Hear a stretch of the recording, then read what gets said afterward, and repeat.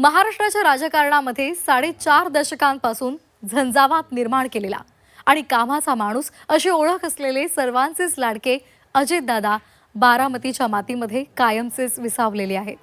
बारामतीच्या विद्या प्रतिष्ठानच्या प्रांगणामध्ये अजित पवार यांच्या पार्थिवावर शासकीय इतमामात अंत्यसंस्कार झाले. पार्थ पवार आणि जय पवार यांनी आपल्या वडिलांना मुखाग्नी दिला. अजितदादांना शेवटचा निरोप देण्यासाठी बारामतीमध्ये लाखोंचा जनसागर लोटलेला होता. अजितदादा अमर, एकच वादा अजितदादा, अजितदादा परत या असा टाहोस त्यांच्या कार्यकर्त्यांनी फोडला. अनेक जण थाय मोकलून रडत होते. संपूर्ण असं म्हणतात शोकलहर पसरलेली होती. दादांना अखेरचा निरोप देण्यासाठी जमलेला संपूर्ण जमावच हेलावून गेलेला होता. बुधवारी सकाळी 8:45 बारामतीमध्ये झालेल्या विमान अपघातामध्ये अजितदादांचा मृत्यू झाला होता. जिल्हा परिषद पंचायत समित्यांच्या प्रचारासाठी मुंबईहून बारामतीमध्ये येत असतानाच हा विमान अपघात झाला.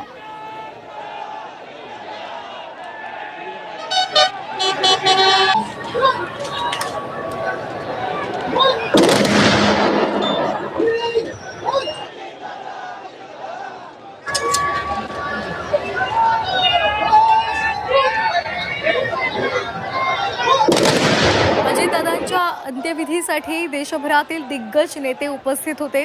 केंद्रीय गृहमंत्री अमित शाह, मुख्यमंत्री देवेंद्र फडणवीस, एकनाथ शिंदे, नितीन गडकरी, रामदास आठवले यांच्यासहित अनेक नेते हे बारामतीमध्ये आले होते. यावेळी सर्वच नेते दुःखामध्ये बुडून गेले होते. काल अजितदादा यांच्या अपघाती मृत्यूची बातमी आल्यापासूनच बारामतीकडे राजकीय नेत्यांचा ओघ सुरू झाला होता. गोव्याचे मुख्यमंत्री प्रमोद सावंत, नारा लोकेश यांनीही पुष्पचक्र अर्पण करत दादांना आदरांजली वाहिली. गांधी कुटुंबाच्या वतीनं काँग्रेसचे प्रदेशाध्यक्ष हर्षवर्धन सपकाळ यांनी पुष्पचक्र अर्पण केलं.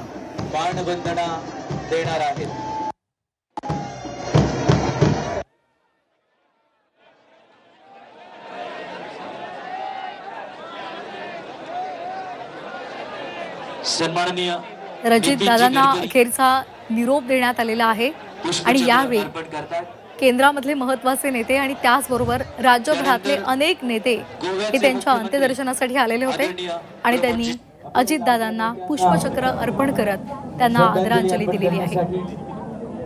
राजकारणातले दादा अशी अजित पवार यांची ओळख स्पष्ट वक्तेपणा, प्रशासकीय पकड यासह अनेक त्यांची वैशिष्ट्ये होती आणि असा हा मोठा नेता हा आपल्यातून अचानकपणे निघून जातो ही संपूर्ण महाराष्ट्रासाठी, महाराष्ट्रातल्या जनतेसाठी चटका लावणारी बातमी. आज अजित पवार यांच्या पार्थिवावर अंत्यसंस्कार झालेले आहेत आणि त्यावेळी त्यांना अखेरचा निरोप देण्यात आला. पुष्पचक्र अर्पण करून त्यांना आदरांजली वाहण्यात आली. एकनाथ शिंदे यांनी सुद्धा त्यांना पुष्पचक्र अर्पण केलेलं आहे. अनेक दिग्गज नेत्यांच्या प्रतिक्रिया समोर आलेल्या आहेत. त्याचबरोबर अजित पवार यांच्या कार्यकर्त्यांनी फोडलेला टाहो सुद्धा संपूर्ण देशानं पाहिलेला आहे. महाराष्ट्राचे उपमुख्यमंत्री एकनाथजी शिंदे यांनी पुष्पचक्र अर्पण केलेला. त्यानंतर राहुलजी नार्वे. आता सर्वांच्या म्हणजे जनतेतून येतं. आता ही तर तेच सगळे बारामतीकरता म्हणतील, पण महाराष्ट्रातून सगळेजण म्हणतात का वहिनींना आता कुठेतरी सत्तेत आणलं पाहिजे. सुनेत्रा वहिनी सुनेत्रा अजित पवार या आता उत्तराधिकारी असू शकतात का राष्ट्रवादी काँग्रेसच्या? कारण एकंदरीतच अशी विनंती सगळ्या अगदी सर्वसामान्य जनतेकडून होते. आमची विनंती राहील करावं. मात्र आता दोन राष्ट्रवादीने एकत्र यावं अशी देखील चर्चा आहे. अजित पवारांची तशी इच्छा होती.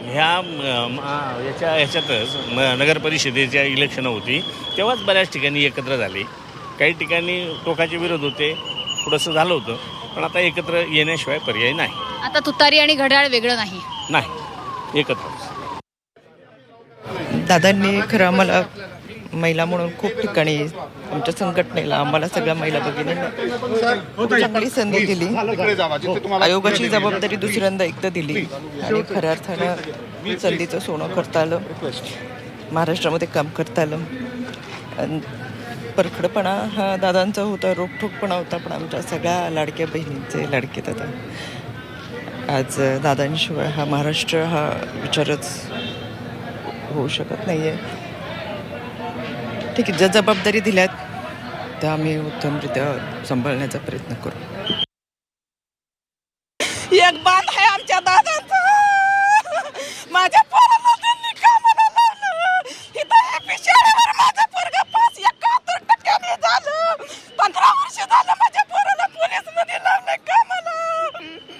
आता माझे दादा एका पोराची माझ्या परीक्षा राहिली, PSI ची परीक्षा दिली की माझ्या दादाकडे मी येणार होते भेटायला.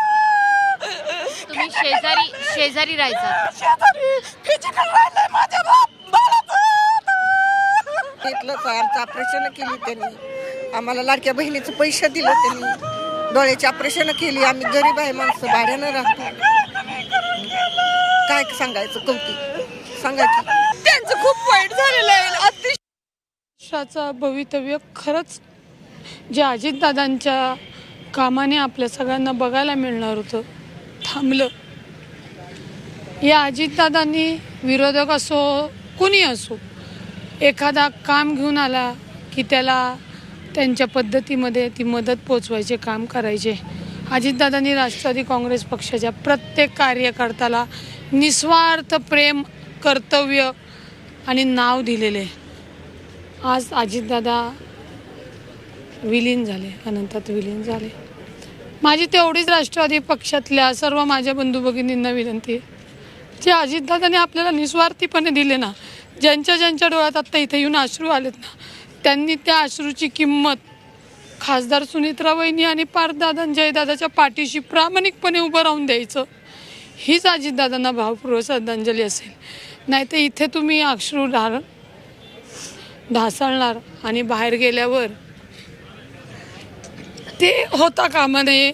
जे अजितदादांनी आपल्याला दिलेले, ज्या अजितदादांनी आपल्याला उभं केलेले, तेच आता निस्वार्थपणे, प्रामाणिकपणे आणि विश्वासाने खासदार सुनेत्रा वहिनी, पार्थदादा, जयदादा यांना देण्याची वेळ आहे. तेवढी सगळ्यांनी कृपया विश्वासाने द्यावं, एवढीच विनंती करेल. याच्या पलीकडे काही विनंती करू शकतो. संघर्षाच्या काळात म्हणजे तुझं एकूण स्वभाव बघतं दादा काय तुझ्या पाठीशी, म्हणजे तुझी बाजू घेतली अनेकदा, मग इतर लोक नेहमी, पण दादा ठामपणे तुझ्या पाठीशी उभे. आम्ही डोळ्यांनी बघितलेलं आहे. आधार मी सांगितलं ना की मला जेव्हा काल कळलं, माझे वडील जाऊन 30 वर्ष झाली आहेत, मी ते विसरू शकले नाही. आणि माझ्या वडिलांच्या जागेवर मला जो आधार दिला तो माननीय अजितदादांनी दिला. कसं विसरू शकेल आणि कसं करू शकेल असं माझा स्वतःला प्रश्न आहे. पण तरीही म्हणलं की नाही, ज्या दादांनी आपण रक्ता नात्याच्या नसताना आपल्याला लेकीचा दर्जा दिला, बहिणीचा दर्जा दिला. आणि तुम्ही बघितलं, मला नेहमी दादा वहिनी पाठीशी होते. दादा कधी मला बोलायचे नाहीत, फक्त कधी माझा आवाज जसा बोलताना अगं जरा हळू बोल, तुम्ही म्हणजे दादा आवाजच तसा आहे. आणि काय बोलू, नाही हो शब्द राहिले. दादासारखा राजकीय व्यक्तिमत्व कधीच होऊ शकत नाही. त्याला ना कुठला स्वार्थ होता, ना कुठला, म्हणजे अनेकांना तरी दादांनी आमदार आणि खासदार, नगरसेवक बनवले. पण मला जे दादांनी लेक बहीण म्हणून प्रेम दिले ना, त्या मी ऋणात, माझा श्वासातला श्वास असेल तोपर्यंत राहणार. आमच्या वहिनी साहेबांसोबत, पार्थदादासोबत आणि जयदादासोबत.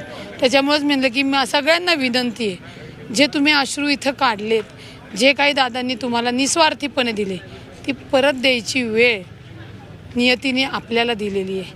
त्याच्यामध्ये आता किती जण खरे उरतात काय होतात येणारा काळ ठरवेल. पण ही अजितदादांची कार्यकर्ती, बहीण, लेक सदैव सुनेत्राबाई, खासदार सुनेत्राबाईंनी साहेबांसोबत, पार्थदादासोबत, जयदादासोबत ज्या पद्धतीने अजितदादांसाठी जे काही मी माझं कर्तव्य म्हणून मी करत होते, मला दादांनी सांगितलं नव्हतं की तू हे कर आणि ते कर, त्याच पद्धतीने मी राहणार. कारण का दादा खूप मोठं बाप माणूस हा आम्हाला जे देऊन गेलाय ना, ते आम्ही शब्दात नाही व्यक्त होऊ शकत आणि ते ऋणात पण फेडू शकत नाही. त्यामुळे माझी राष्ट्रवादी काँग्रेस पक्षाचा खरंच सांगते, ही वेळ नाही आहे, पण ही विनंती आहे सगळ्यांना की खासदार सुनेत्रा वहिनी, पारदादा आणि जयदादांना निस्वार्थपणे, प्रामाणिकपणे आणि खंबीरपणाने त्यांच्यासोबत उभं राहा. कारण का त्यांचे अजितदादा म्हणजे सुनेत्रा वहिनींचे पती अजितदादा, पारदादांचे, जयदादांचे वडील आपला पालन करताना आपला बाप म्हणून राहिला. त्यांनी मागं पुढं कधी बघितलं नाही. आता आपली वेळ आहे, आपणही मागं पुढं कुठं बघितलं नाही पाहिजे. व्हिडिओ जर्नलिस्ट विकी कांबळेसह चंद्रकांत फुंदे, झी मीडिया, बारामती.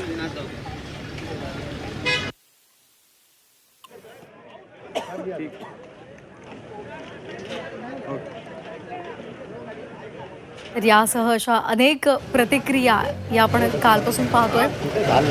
अजितदादा गेले त्यामुळे अनेकांना दुःख अनावर झालंय.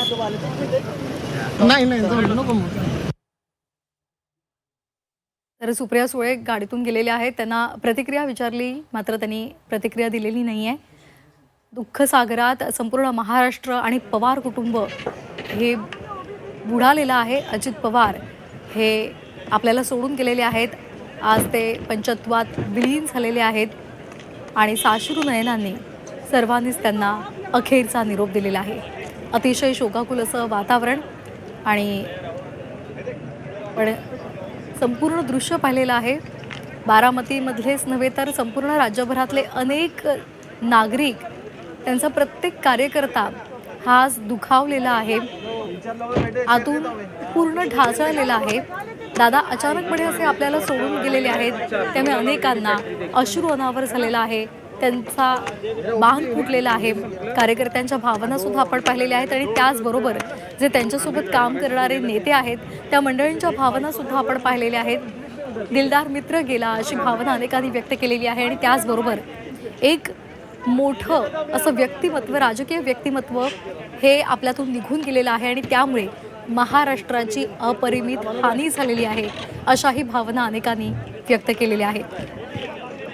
महाराष्ट्राच्या राजकारणातले दिलखुलास नेते म्हणून अजित पवार यांचं नाव घेतलं जातं. जे पोटात ते ओठांवर अशी त्यांची खरं तर वृत्ती होती.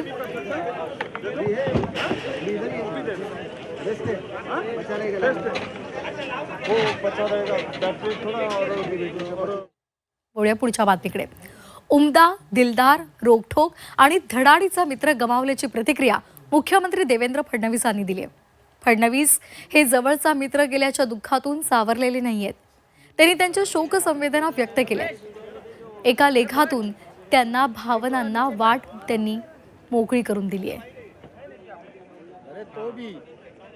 श्रद्धांजली अर्पण करण्यासाठी आपण ग्राफिक्समधून या पाहूयात. देशाचे रस्ते वाहतूक व महामार्ग केंद्रीय मंत्री नितीन. काही इनिंग आम्ही नव्यानं सुरू केल्या होत्या. ही इनिंग प्रदीर्घ चालेल असं वाटत असतानाच दादांनी अकाली एक्झिट घेतली. आम्ही दोघेही मंगळवारी मंत्रिमंडळात बैठकीत एकत्र होतो. पाठोपाठ मंत्रिमंडळाच्या पायाभूत सुविधा समितीची बैठक माझ्या कक्षात झाली आणि तिथे सुद्धा दादा माझ्याबरोबर होते. सदोदित तिजोरीची काळजी करणारा अर्थमंत्री असल्यामुळे मी निश्चिंत असायचो. महाराष्ट्रात पायाभूत सुविधांवर अन्य राज्यांच्या तुलनेत सर्वाधिक खर्च होतो. दादांनी प्रश्न उपस्थित केला. प्रकल्प लांबू नयेत यासाठी आम्ही दोघांनीही आसूड उठविले. सार्वजनिक बांधकाम खात्यानं सरकारचे 764 कोटी कसे वाचवले याची माहिती सुद्धा दिली. दादांना आनंद झाला. अशाच गोड बातम्या प्रत्येक बैठकीत देत जा अशी कोपरखळीही त्यांना मारली. पण अशा बातम्या ऐकण्यासाठी पुढच्याच दिवशीपासून आपण नसू हे मात्र त्यांनी सांगितलं नाही. ही बैठक झाल्यानंतर पुन्हा पाऊण तास आम्ही माझ्या दालनात गप्पा मारत बसलो होतो. नियती निष्ठूर असते. आपले काही चालत नाही. कधीही वेळ न चुकवणारे दादा, यावेळी मात्र तुम्ही वेळ चुकवली. दादा, ही खंत कायम राहील. तुम्ही अकाली एक्झिट घेतली. बारामतीजवळ बुधवारी सकाळी विमान अपघात झाल्याची बातमी कानावर आली तेव्हाही इतकं काही विपरीत घडेल असं वाटलं नव्हतं. डॉक्टर जोवर काही सांगत नाही तोवर कोणत्याही बातमीवर विश्वास ठेवायला मन धजावत नव्हतं. सुप्रियाताईंशी बोलणं होत होतं पण अखेर ती वाईट बातमी आलीच. माझा जवळचा दमदार आणि दिलदार मित्र मी गमावला. ही पोकळी कधीही भरून न निघणारी आहे. कधीच विस्मरणात जाणार नाही असा धक्का देणारा हा प्रसंग आहे. मित्र कसा असतो हे मी अत्यंत जवळून दादांच्या बाबतीत अनुभवलंय. दादा हे कायम माझे मित्र होते. तसे खूप जवळून काम आम्ही 2019 पासून केलं असलं तरी त्याही पूर्वी विकासाच्या किंवा राज्यहिताच्या विषयांवर आम्ही एकमेकांबरोबर होतो. दूरगामी व्हिजन असलेले नेते फार कमी असतात.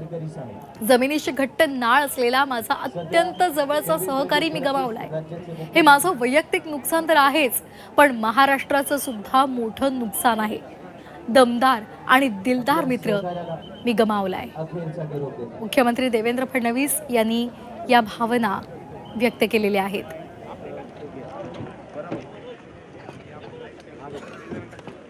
तर सामनातून सुद्धा अजितदादांना आदरांजली वाहण्यात आलेली आहे. हिम्मतबाज दादा अशा आशयानं अजित पवार यांच्या आठवणींना सामनाच्या मुखपत्रातून उजाळा देण्यात आलाय. काय म्हटलंय सामनामध्ये आपण एकदा पाहूयात. अजित पवार हे दादाच होते. हे दादा पर्व अकाली संपलं. प्रमोद महाजन, गोपीनाथ मुंडे, विलासराव देशमुख, RR पाटील अशी उमदी आणि तरुण मंडळी महाराष्ट्राच्या आणि देशाच्या राजकारणातून निघून गेली. जणू महाराष्ट्राच्या मराठी राजकारणाला कुणाची दृष्टच लागली. महाराष्ट्रानं पुन्हा एकदा एक कर्तबगार आणि खंबीर नेता गमावलाय. अजित पवार यांच्यासारखा नेता राजकारणामध्ये नसणं म्हणजे महाराष्ट्राचं राजकारण बेचव होणं, मंद होणं आणि दिशाहीन होण्यासारखं आहे. अजित पवार यांच्या जीवावर आणि नावावर राजकारण करणारा एक मोठा वर्ग या क्षणी अनाथ आणि पोरका झालाय. महाराष्ट्रातल्या राजकारणातलं एक जिद्दी आणि हिम्मतबाज व्यक्तिमत्व काळाच्या पडद्याआड गेलंय. अजित पवारांच्या असंख्य आठवणी मागे राहिल्या.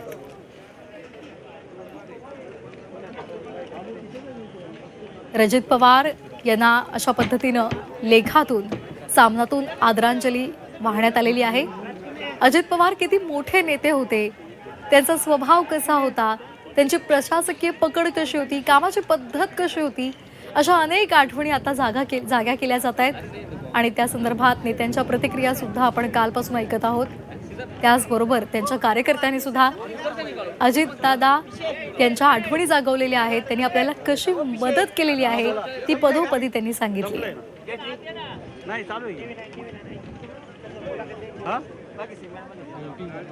चालू आहे की